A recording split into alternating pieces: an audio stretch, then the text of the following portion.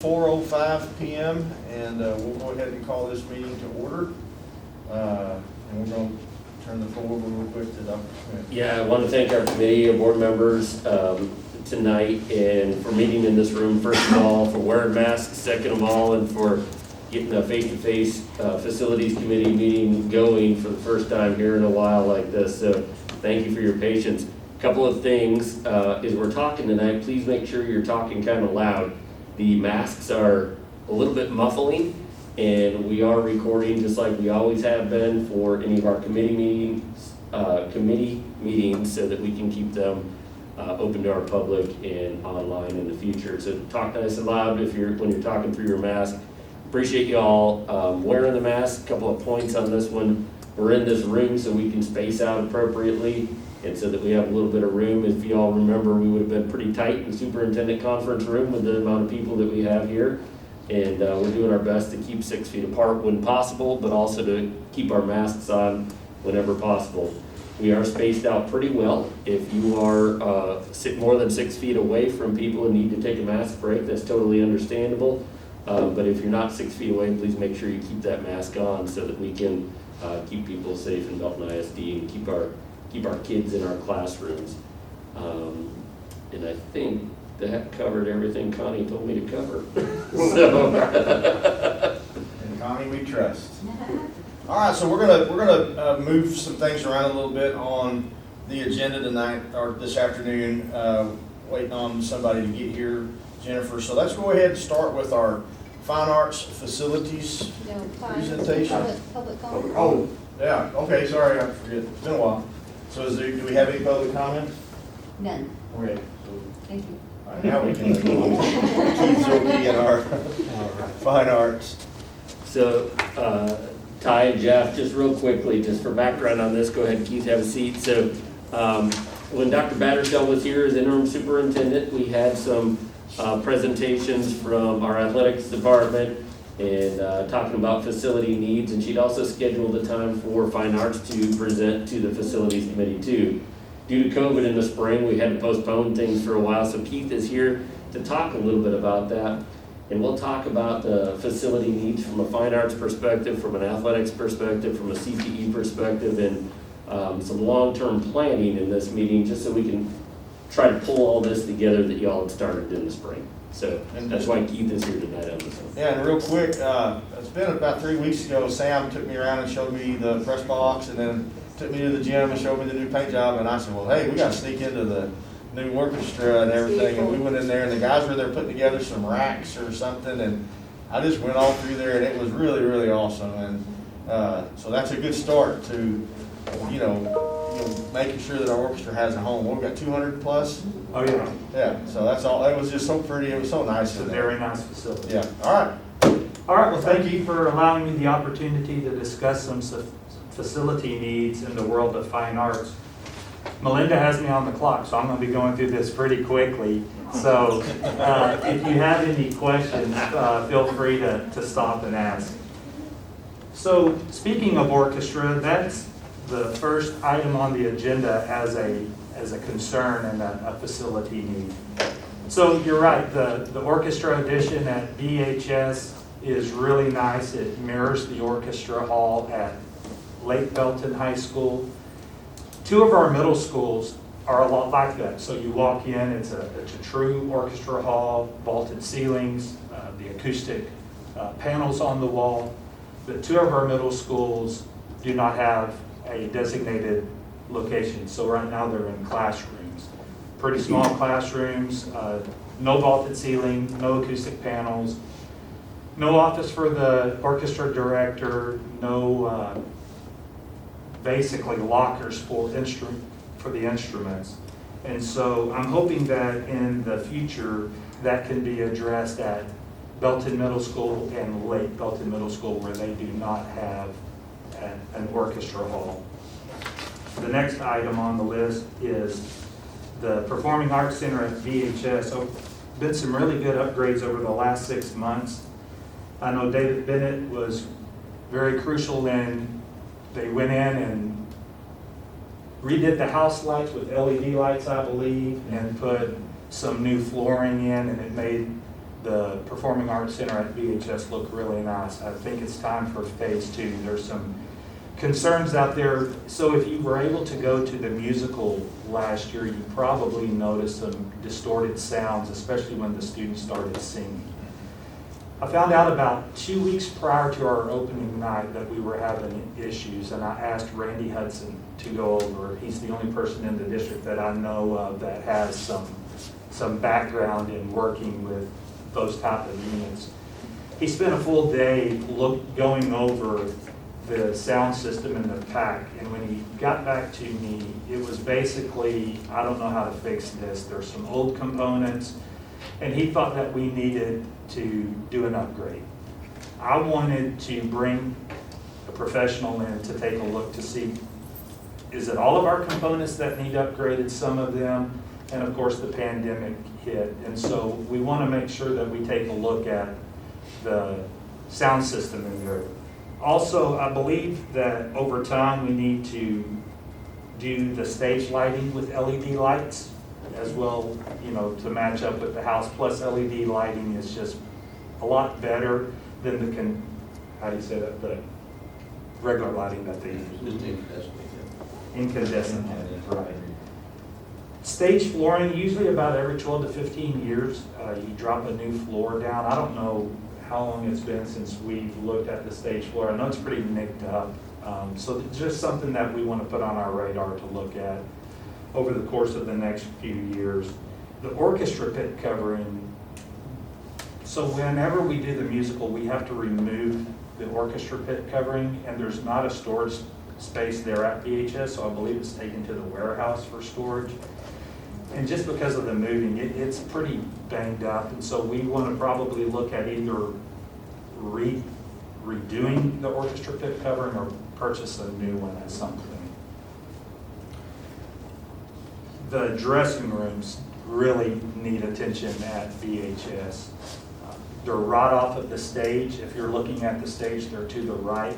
And really, it's more aesthetic look, so going in maybe with some new lighting, some paint, new flooring, and then some storage cabinets in there so they can store some items, especially while they're doing the musical. And the last item for the PAC update would be the sound booth. Once again, adding more storage. If you walk into the sound booth, there's a lot of, I believe there's like 5-6 filing cabinets in there. Remove those and actually build in storage space so we can put a lot of the equipment, especially locking up our wireless mics and stuff. Next, BHS Band Hall. This is a little bit more difficult to explain. Back several months ago, Ben Smith and I did a walkthrough of the fine arts facilities at BHS. And there's no way you can turn BHS Band Hall into Lake Belton High School Band Hall.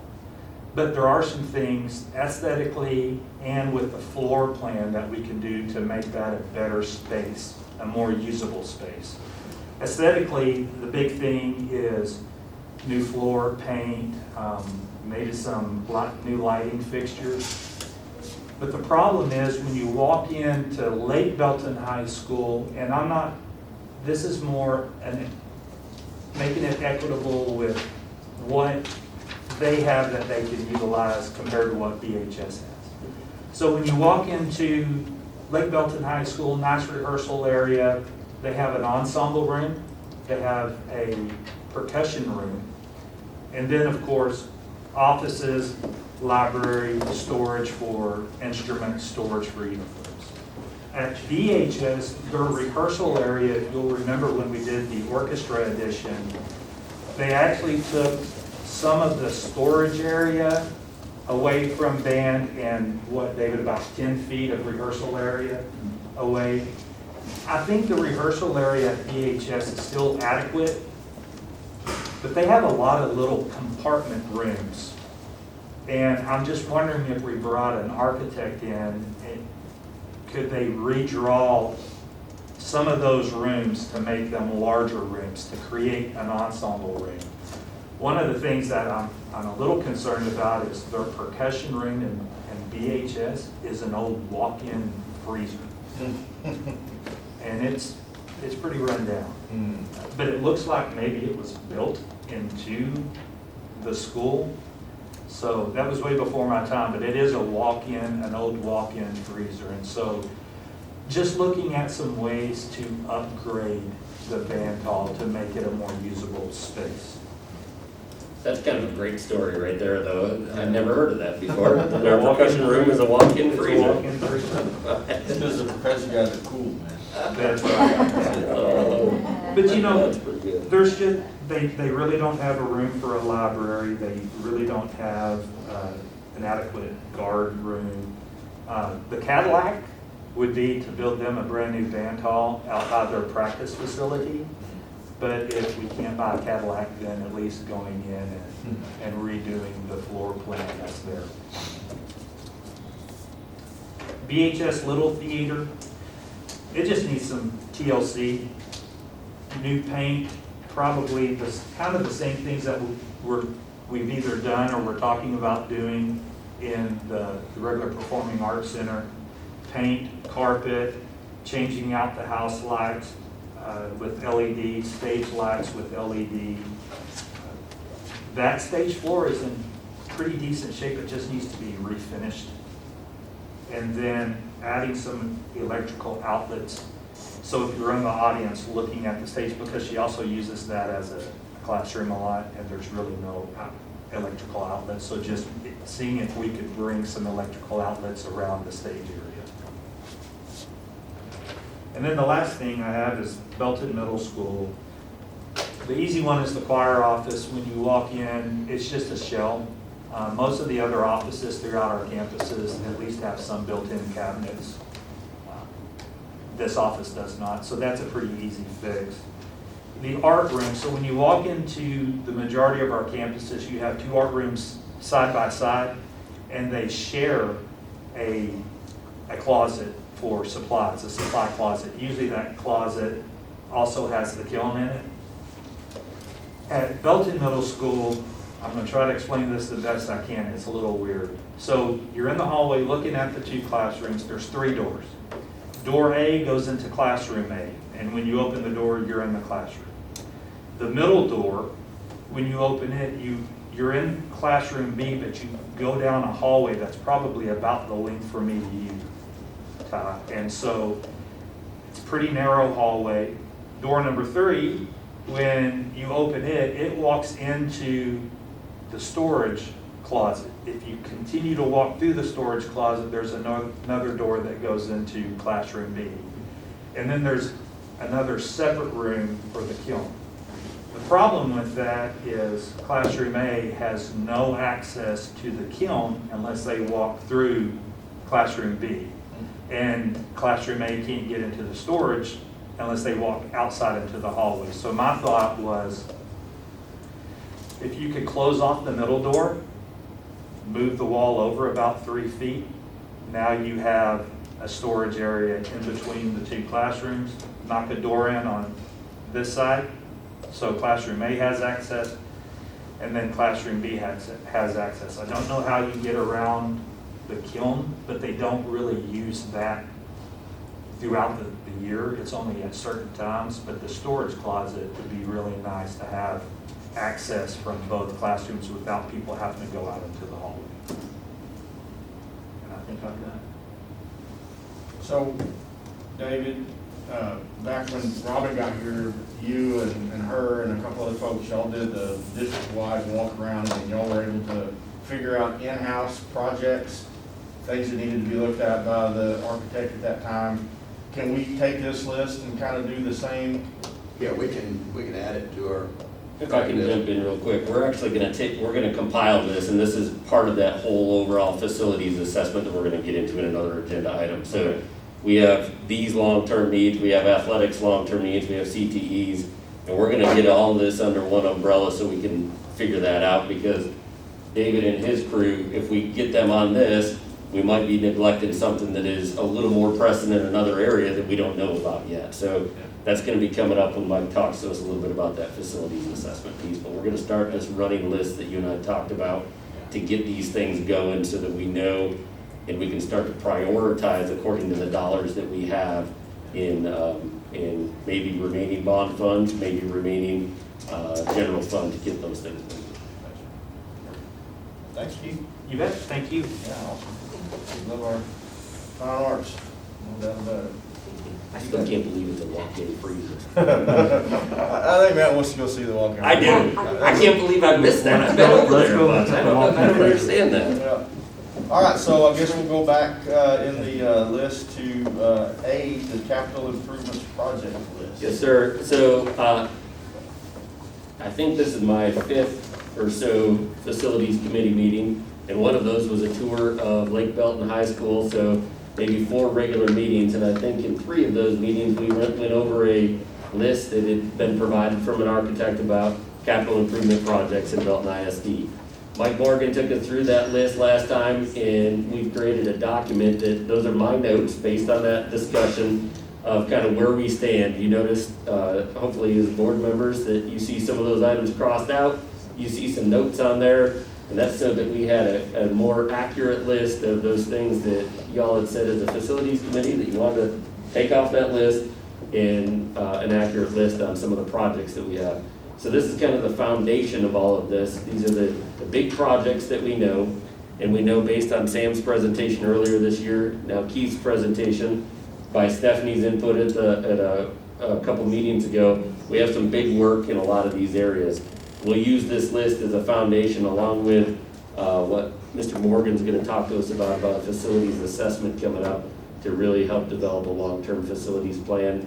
And hopefully we can start taking some of those short-term items, the low-hanging fruit, and knocking some of those things out, but also have a really prioritized long-term list as well. So there's the foundation for you. I think y'all will appreciate, we won't make you go through that whole list again right now, since you've been through it quite a few times, so. Yeah, but I did appreciate us refining it a little this last time. Yeah. I think that, you know, with new leadership, with different eyes, different priorities come about, so I thought that was good idea. And always the most important person in the room. Kind of like me when my kids are around in my wallet, I always feel like I'm the ATM machine. It's always important. I better pick up the purse. Yeah, Ms. Lane, come on up. Yeah, come on up. We'll go ahead and move to the review of potential bond savings. Because ultimately, all the things we want to do for our kids requires certain things. Yes, you all have that sheet in your packet. Okay, so this is definitely a very preliminary view. It's been updated though since our last one, because as we are nearing the completion of the high school, we're able to get some more solidified figures. On the bond proceeds, when I say amount available for the 2017 bond, that includes some things in addition to the actual funds that we got, like the bond premium, so I don't want anyone to be thrown off by that, because there's an equal offset for the bond items in the expense category. That's in that administrative and issuance cost category. I want to point your attention to the fact that we are at about $4.6 million in interest revenue. And that interest revenue is above and beyond any cost or any items that was, or amount that was budgeted. So as a part of that $4.6 million, that was something that we went ahead and moved forward on the playground renovations for. But I want to also point your attention to Lake Belton High School. We have been able to realize right now, some savings in the area of our FF&E. And so last time I presented this to you, that Lake Belton High School budgeted number was a little over 125 million. So right now we are recognizing a substantial amount of savings in our FF&E. I do want to caution though that we are still continuing to refine numbers, and as we continue to work through that, we will update this amount. But that's right now what I'm comfortable with in terms of realized savings. We have not recognized any savings yet from our GC. I want to make that clear, because any savings from our GC will come back to us, and so when you look at that projected remaining funds total, that could go up quite significantly, depending on how much savings we realize with our GC from the high school. This figure also has the playground renovations in here, budgeted at the 2.1 million. And we are continuing to refine the contracts associated with the playgrounds. And so right now, the Lake Belton High School and playground renovations number is just a budgeted amount. So if you look at where we believe we are right now as of September, sorry, I don't have my glasses, whatever, last Friday, the 11th. I think last Friday was the 11th. This is what we believe we have in addition to the playground renovations. Last time we spoke, we talked about, prioritizing what we believe we could utilize these funds for.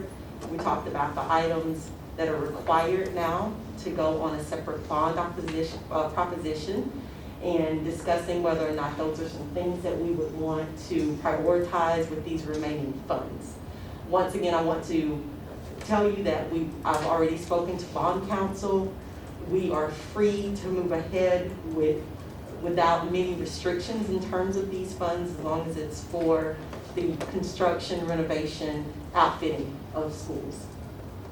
Also, we will set aside some amount of the remaining funds to help us move forward in the future with items that may still come up at Lake Belton High School. For instance, we do plan to purchase the devices for our incoming ninth graders next year out of the bond funds.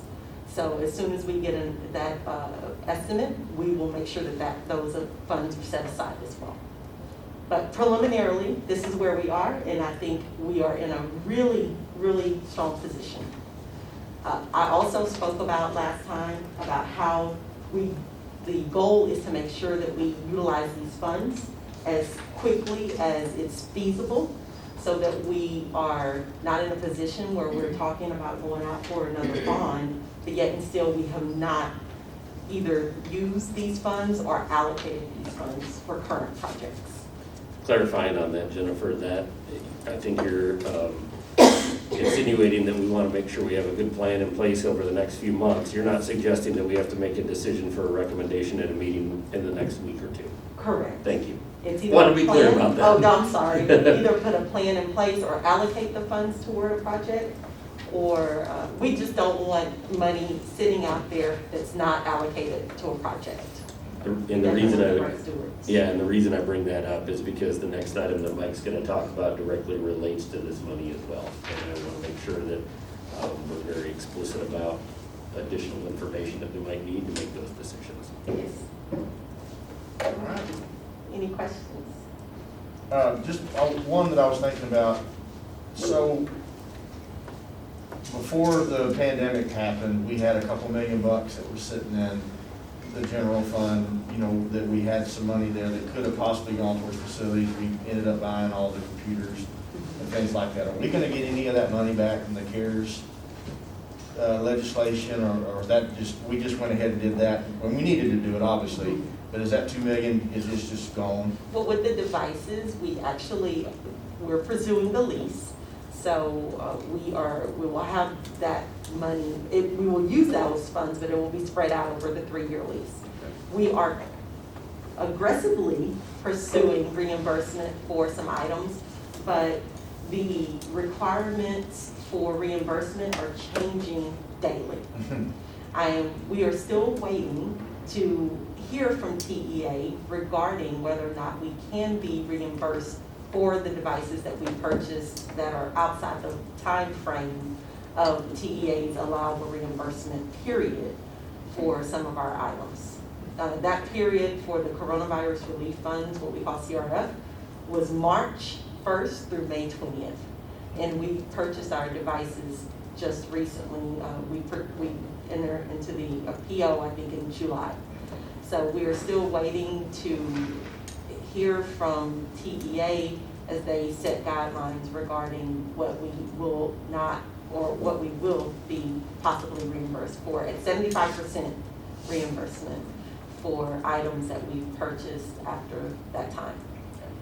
We we are trying to I'm trying to work and get a good plan in place for balancing all of the funds and the reimbursements. My philosophy is I will submit it and see what happens. Let them reject us, right? We're gonna submit the request for reimbursement and let's let them reject us for those, so try and get whatever we can for our taxpayers. There is one thing I do want to remind us of, though. When we talk about the general fund, remember, I think it was in, I'm gonna say October, where we set aside that 3.5 million for the facilities improvements, and which David has been working on in his team. And so that is actually coming out of fund balance as well. Yeah. Jennifer, one quick question also. You mentioned again, and I always need a refresher on this, but we did have legislation in the last legislative session that restricted what we could go out, or actually made more specific what we have to go out for bonds for. Yes. Can you just remind me real quick what some of those big categories would be? Like, what would we have to have on a separate bond election in the future Yes. if we had to pursue things? I think the most pressing thing is the natatorium, since we were talking about the swim center. So it's a natatorium, it's any performing arts center, and it is technology items. So any technology infrastructure or. And these are things that have to be line items, right? On- They're not just in the. Correct. So Have to be voted on separately. separately. So it won't be like this bond, if we have some of those items in it, they will be separate items for public to vote on. And the stadium, that's the other big item in the So environment. those Stadium over would be the 1,000 line seats. items, but then anything instructional, like in campuses, things like that, that goes into a big lump sum. If we had to say you needed 2 different campuses at one time, that's different than the other categories. Right. And it's my understanding now in the future, if we choose to purchase technology for the campus, if it's a new campus that we have to start up, it's my understanding that we do have to put that on a separate proposition as well. That's my understanding as well. That makes budgeting really tricky when we're talking about dollars and how to use dollars, because imagine, some of these things and how they play out, because all of a sudden we're going to the public with separate bond propositions, and you can have one passed, one not passed, and that puts you in a pickle on some things. So Yes. we've got to be really thoughtful about our planning process coming up. All right, well, thank you, Jennifer. Thank you so much. All right, Thank you, Ms. Land. so, Coach, all right, Morgan, here we go. Dee, we'll go into facilities assessment process. Yeah, and it's great to get to talk to you all about this. We're extremely excited, and we're on the very front end of this process. But it's going to be a fun process. It's going to be a revealing process, and when it's done, it's going to really help us in planning for future. So I just wanted to give you a brief kind of summary tonight, kind of where we are in the process, what comes next, what to expect from the process, and then what we're going to be able to do at the end of this process. And so we did go out for an RFP, which is a request for proposal on a facility assessment. Those bids opened on September 8th, and we fully anticipate to be able to bring you a recommendation Monday night at the board meeting on the vendor that we would like to get approved. We're shooting for, and our goal is to really meet where we want to get with planning, is to have a March 1st completion date, to bring that information to you guys for review on March 10th at the Facilities Committee, and then be able to present that information to the board on March 22nd with a plan for how to move forward after that point. Just a quick update on how our RFP went. We felt really good about our RFP. We had 13 qualifying bids from very qualified and accomplished companies from a different array of backgrounds. We did have a committee of 5 evaluators who are all going to be involved in this project and will be involved in future planning. We were able to reach back out for clarifying information from vendors, and we're in the process of final stages of assessment and reference checking and things of that nature, so that we can bring a recommendation forward Monday. So a facilities assessment, the last facilities assessment done in Belton was in 2014. And so a lot has changed since 2014. We've grown quite significantly since that time. We've opened several campuses since that time, and several of our older facilities have gotten 6 years older since that time. So there's a lot of things that we want to learn from this process, and we really wanted to kind of break apart the idea of a facilities assessment tied to strategic planning. We see this as a process in steps, so we want the facility assessment to guide the long-range planning and not the long-range planning to guide the facility assessment. So that's kind of the approach that we felt like as we brought our task team together to kind of outline our goals for this project. We really want a true facilities assessment, and then we can use to guide our long-range planning after that point.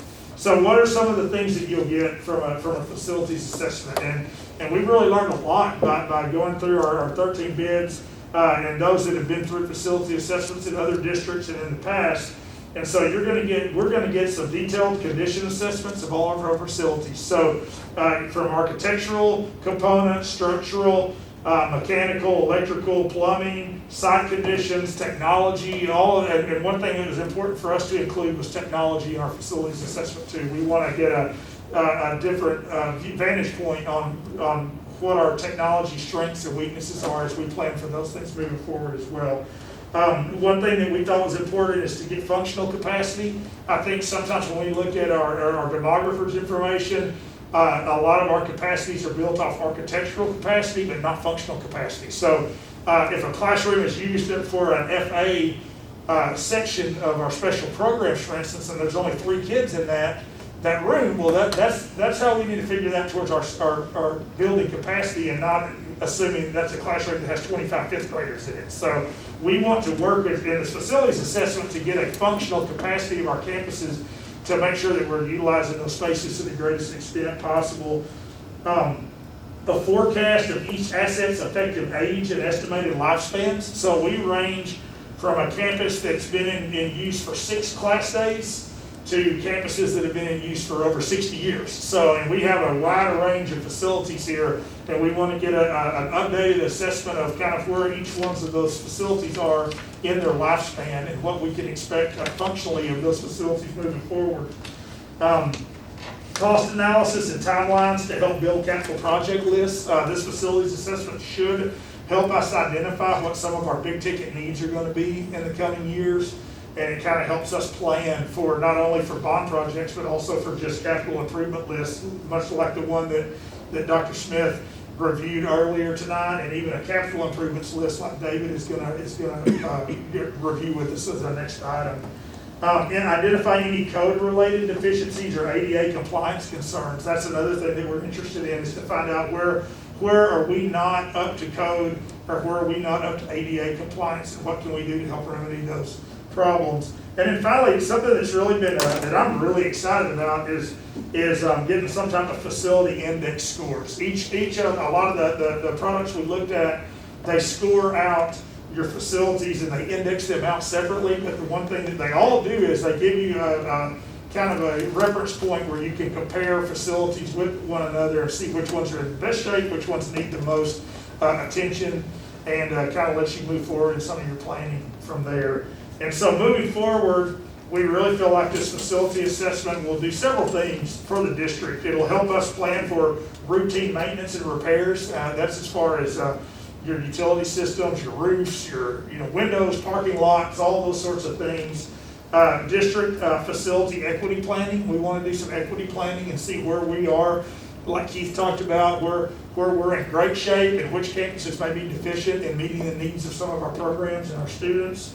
Capital project development, district long-range strategic planning, and then ultimately, you would hope that a facility assessment would help guide you in your future bond discussions and planning as well. So taking it in this step and making the first chunk just being the facility assessment, see where we're at, and then kind of let that guide our long-term strategic planning is kind of our vision in this, and in partnership with this committee, and then to a greater extent with our community and then with the board as we make decisions. Well, I mean, obviously being facilities guys, I mean, this is it's exciting for us to hear that you guys are putting together something that's gonna be this comprehensive. And the pointing system is gonna be interesting to see what an outsider is gonna look at compared to what we're seeing with our own eyes. And I think there's something that some of us have been around a little while, even before this facilities committee was even put together. When we realized the new high school was coming on board, I think that we realized in the back of our mind that it wasn't about newness necessarily, but it was about functionality limits. And everybody needs to be here from a functionality standpoint. And believe me, we're getting reminded of that now by parents. I was at a volleyball game last night and then heard about something at the tennis courts and things. So we're being reminded by those things, but they are real because it is about equity when you have two high schools. And I was lucky enough to teach in a district that had 4. And when one got one, they all got it. Some of the campuses were new and some were old. So it is really important that we keep all of our stakeholders as equitable as possible from a functionality standpoint. And I like that, what you said about, hey, if we're not utilizing this facility to the maximum, we need to look at those things too. Because that's really where in some of these smaller, older campuses, we can really, even it up a little bit by coming with those kind of strategies too. So that, to me, that's exciting. Do you have anything, Jeff? No, really, my only question would be, so Monday night y'all present y'all's recommendation. Is that gonna be an action item? That would be an action item. This is an RFP, so we've gone through the. We've already gone through the RFP though. Yep. Y'all already evaluated Correct. the proposals and you'll bring the one that you're gonna recommend and that'll be our action item, let's vote on going ahead and engaging them in contract. Yes. Okay. And I'll agree with you, Ty, on one thing. I know from my gut, being here 6 months now, might feel like 20 years, but 6 months right now. I know from my gut feel and walking into facilities what I see. What I don't know is the expert assessment behind the scenes on some things. I don't know when an HVAC system is gonna go out. I don't know what a roof might look like that needs to be replaced. And we're not talking about small dollar amounts on some of these things. And I know David's been here for a few years and his team is doing great work and we've addressed a bunch of these things, but I think this timing right now is about as good as you can get to get a real handle on where are we facility-wise. You take this information, you take our demographer presentation that we'll have in November to our whole board, and we'll understand COVID implications a little bit better in that demographer presentation. You use these 2 pieces of data, you use some community information when we're developing this profile of a graduate. And next spring, when we're putting together these plans, we know here's our priorities and how do we want to use our resources in the future to meet these priorities. So I'm excited about it. Mike and Melinda and Jennifer and David and whole team in here. Keith Cook, I should have introduced Keith real quick. Keith is our new executive director working with Mike in operations and stuff. And they've been working hard through this process and I'm excited about the direction they're going.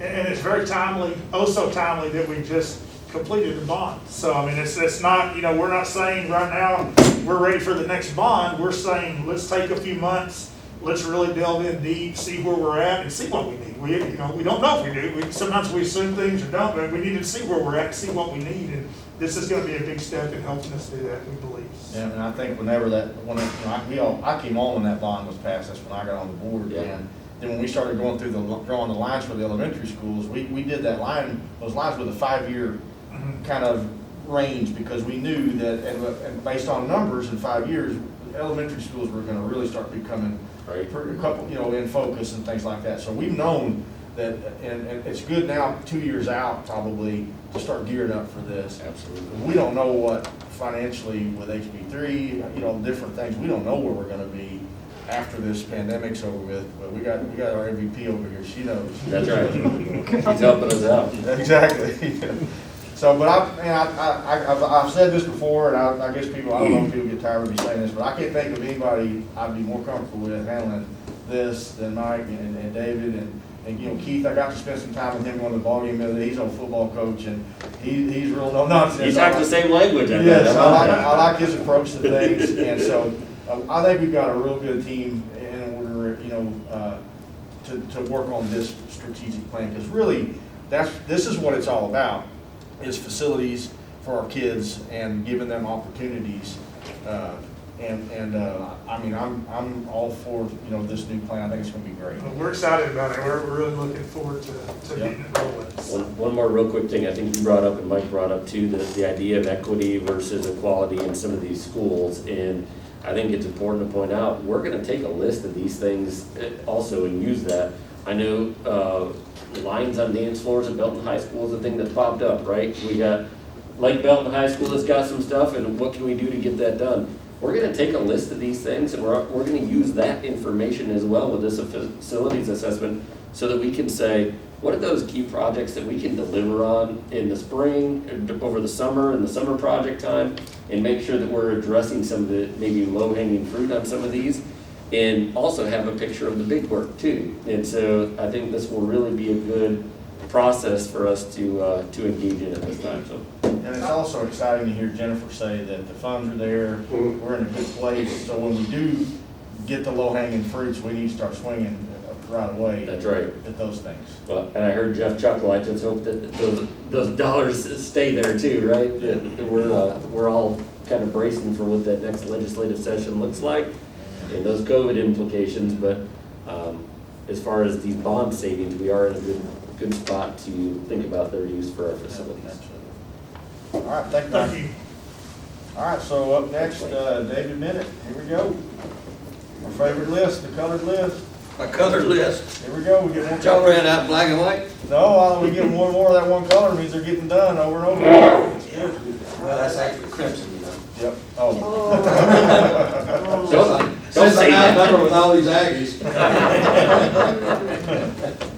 Okay, well, thank y'all so much for letting me update you on our capital improvement list. So, we started out with a lot of items, and as you can see, the list is turning red. Since the COVID and the kids are back, we really haven't been able to do a lot of projects. We've done a few. I think there's only one on the list that's actually in green, and that is we continue to, the campus is allowing us to paint during the day over at Pearl Elementary. And we're about 75% painting that entire campus, so it's really looking good, and they're very pleased over there. So we're about 74% complete on overall on the items. We have about 10 items on the list that is going to require a little bit of meetings with Mike and I and the architect possibly to figure out, some of the items, give you an example, would be need more storage space. Well, tell me where you want it, and I'd be happy to build it, but there's just no space there. So we'll have to look at those items. And then also in your packet is this list, which is carryover items. So these are items off the master list that we are carrying over to this next school year. I think there are approximately 30 items on here. And as Matt said, there's probably some low-hanging fruit on here, some things that we can do during Thanksgiving break, Christmas break, etc. So we'll certainly be doing that. So with all of that, Jennifer and I got together trying to look at where our dollars were. So we started out with roughly $3.5 million. We got $1.6 million left over at this moment. To complete the carryover list, those 30 items, is about $798,000. So we're projecting that once we complete everything on the list, we're going to have about $846,000 left. So obviously, correct me if I'm wrong, we can add to this list and continue to use these funds. So I think we're in really good shape. And I'll thank my guys, Oscar, those guys, they just got really creative and found a lot of good cost savings without sacrificing quality. So I feel good about the list. I feel good that we've improved these campuses. I'd be happy the day that I can come in here and tell you we're 100% finished. You may take vacation. But anyway, any questions about any particular item? May I add something on to what he just said too? When we talk about cost savings or coming in, really what we're talking about is we came in under budget, about $800,000 under the budget that was originally set. And a lot of that's due to the fact that we're able we don't have to outsource a lot of these jobs. I mean, we have really, really skilled workers, and whenever you talk about coming in and being able to do remodeling and renovations and things in-house, I don't have a percentage on the savings, but I'm sure I would like to see an analysis on that. But I mean, we're under budget. A lot of the reason is because we have guys on our staff here at Belton ISD and good leadership in that department that we're able to get a schedule, stay on schedule, and do it cheaper than we thought we were going to be able to have it done for us. So I think that's a testament to David and his guys, and it's been a 10-month stretch here where they've been working really hard to try to knock things off that list. But our ability to do the work ourselves really plays a big impact in us being able to come in and under budget sounds a lot better than over budget, so we really like that. Can I just say something? Remember when we approved these projects, the total was it was a little over 3.2 million, and we decided to put almost $300,000 in contingency to complete these projects. And so I think it's even that much greater that we added a contingency, and not only did we not have to use that contingency, we also recognize some savings elsewhere. Yeah. I think that's wonderful. I may be spoiled, but I think I've wrote down 1, 2, 3 different times in-house with a question mark on some of the stuff that Keith was bringing up. And that's because of you guys, because I already am thinking we can handle this. Davey can handle this. Can we go ahead and start moving towards some of these things, that low-hanging fruit that Matt's talking about? Because we're blessed to have you guys, and believe me, it doesn't go unnoticed or underappreciated. I tell you, compared to other districts that I'm involved in and know the guys, my staff is able to pull off some miracles. They really are. And they'll take on big jobs, well, those of you who've been to Southwest, remember what it looked like and what it looks like now. Have you been there since Sue painted on the walls? Yeah. It looks good, doesn't it? If we had subbed that out, it would have cost a lot of money, but we did everything in-house with the exception of the plastic laminate panels. Yep, But it looks good. absolutely. Any other questions? I have a question, but it's gonna involve both of you. So we have 846,000 left here, and that would have been of the roughly 3.2, whatever money we pulled out of general fund, wasn't even general fund, it was in our, It was general it fund. was general fund, but it was also, it was part of our fund balance Yep. that had gotten too high over the years. So we allocated that money into our, whatever, capital projects fund. We have 846,000 left over. We've got another 4.6, what was the number from the bond funds? It doesn't have to be exact. Yeah, 4.6. 4.6. So does that 4.6 also going to go into, is it gonna go back into general fund, or does it go over into capital projects funds? And then we can allocate every year based on the assessment that we get? I mean, even if we have, say, 5 million in there, that's great. If we know, hey, every year we're probably gonna spend based on our assessments and based on what y'all tell us, in upkeep, maintenance, redoing things, we're gonna have to spend 1.1 million. And we have that money there for our long term. So will that bond money go into the same fund? How's that gonna work? Great question. So we're dealing with two different pots of money. Okay. One is our capital, what we call capital projects, or the money that we set aside for the facilities Right. improvement. So we had to move that into a separate fund. Right? And then we have to keep our unused bond money in that fund that we've created for So that. separate, but we can pull from that in, if we need $1 million to pull into our capital projects fund, we can pull it out of that? Basically, we can split the cost of a project. We So can we can split take it. them, and I'll recall, I'll bring to your remembrance that that's pretty much what we did with the orchestra. Right, With the right, orchestra edition, Yeah. we used the remaining bond funds from 2012, right. and we basically took fund balance and paid for the additional amount. We moved that over into a capital projects fund. Well, yeah, and I get that, but that's talking about a big, that was a big ticket item. Yes.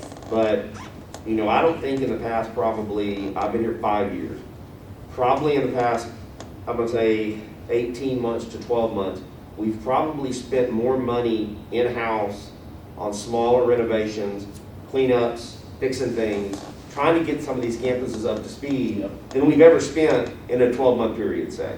But I assume that's probably gonna continue from here on out now that we have a a game plan, especially when we get an assessment from a group that's gonna say, hey, this building needs this one needs this. I just wanna make sure that we always have money there to spend to keep these things going. I think that's a really good question, because there's specific restrictions that those bond dollars Right. have and how we can spend them.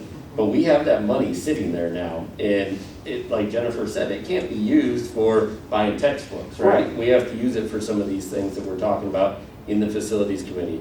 We also have the additional money that's a lot more flexible that was left over from your removing money from our fund balance. Right. That's a lot more flexible. Right. And you take those two pots of money, and you take also, after we get a plan in place, and you think about a future bond, and then you line out those projects and you say, how can we best use these funds Right. to meet the needs that we have in front of us? Some of them, we're not gonna have enough money to build an elementary school, right? You know, you're probably gonna need we have some choices we're gonna have to make in all this. But if we decide to build a new elementary school to keep up with growth, if we continue growing, that'll probably have to be a future bond election. Flip side of that is we get this assessment, we find out we have some technology infrastructure needs. We may want to use some of our bond savings on that, so we don't have to put that on that next bond election, Right. because that could fail in the end, right? So that's why it's important for us to get this holistic perspective and to use these different pots of money that Jennifer's talking about to meet the needs in front of us. Those bond monies do have some specific attachments, some specific strings that we have to use them for, but the other monies are a little bit more flexible. Okay. And the capital projects or the capital improvement funds that we have set aside right now, that is a finite amount. Right. We have not brought a recommendation to the board to move any additional funds from fund balance. Right. Once we go through this fiscal year audit and we get more information about what the coming years may Oh, look yeah, of like course. as a result of the legislative session, then I think we'll probably have a better idea of what we could or could not do in terms of fund balance Okay. in the general fund. I don't know if you all know this or not, I probably shouldn't say it now, but I will. Our cabinet is going through a budget cohort over the year with TASVO, the Texas Association of School Business Officials, which Jennifer Land is one of the elected leaders out of the state of Texas, by the way. And so I bring that up just because one of the things that we're gonna need to talk about is how do we create budgets that invest based on what the strategic plan is gonna be. Facilities is probably gonna be one of these things. There are districts out there that actually take a portion of their revenue every year and put it in a capital improvements project, Makes sense. right? And so as we go through this and work together as a cabinet, we'll be bringing you recommendations as a board of trustees on how to do some of these things, because as a growing district, we're gonna need a sustainable stream of money to help address some of these costs as our buildings age and as we have some of these projects come up. So we're gonna learn together and bring you good recommendations on how we can create that sustainable system of funding for these things for the future. And I guess, you know, our first month of being on the facilities committee, which we all have felt blessed to be able to have our two committees, Yeah. we got to spend $3.5 million. And I was like, this is the funnest thing ever. Ever. We're getting to do stuff for people that we care about. That's why we signed up for this. Absolutely. And then the other thing happened, and we're all been sitting around here like this. Well, I'm ready to be handed the keys again, so we can go spend some more money. 'Cause we got some stuff out there. Look at your I'm fellow trying to committee find member. the key. Yes, we're ready. Just let us go. We're ready. Let's gas it up. So, Ty and I are both contractors, so we love spending money. yeah, and I'm in the remodel business too, and coming under budget is phenomenal. You never know what snakes Yes, it you're gonna is. find in the walls, and it's always there. And to come in that far under budget, that's a huge percentage, it really is. And I know we bid things high on purpose, but man, that is just phenomenal. I don't know anybody that knows how to cook or anything, but we might ought to put together a steak dinner for this team. I've been telling you that for a while. We probably ought to do that for these guys, let them know how much we care about it. I gotta say, this is my 5th district that I've been a part of, and they do a good job. Like the amount of work, when you look at that list, and it makes me laugh because it's in red, and most of the time you see a line item in red and you think this isn't good, but it's good for us, right? Yeah. And you look at these things that they've accomplished over the last year, it's been pretty impressive, so they're doing good work. I appreciate that. Yep. All right, any issues or concerns for future? We good? Connie? We good? All right, we're done. We're adjourned.